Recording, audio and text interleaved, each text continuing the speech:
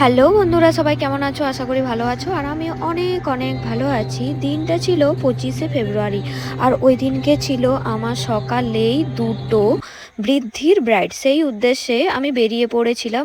First যে client ছিল সে ছিল আমারই ক্লাসমেট। ওকে রেডি করার পর সেকেন্ড ব্রাইডের উদ্দেশ্যে গিয়েছিলাম আমি। ওই একই লোকেশনে ছিল আমার দুটো বৃদ্ধির ব্রাইড।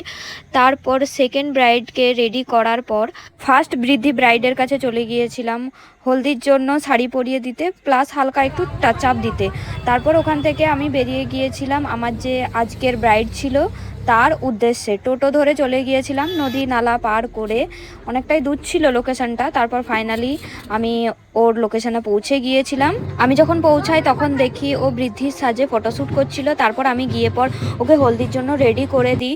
তারপর ও হলদিতে ফটোশ্যুট করে আমি বসে বসে বোর হচ্ছিলাম। ঠিক তখনই আমাকে টেনে নিয়ে গেল নাচের ওখানে। ওরা সবাই অনেক নাচ করছিল, প্লাস আমাকেও বলছিল, কিন্তু ভদ্রতার খাতিরে নাচ টাচ তো করা চলবে না, বুঝতেই পারছো গাইস।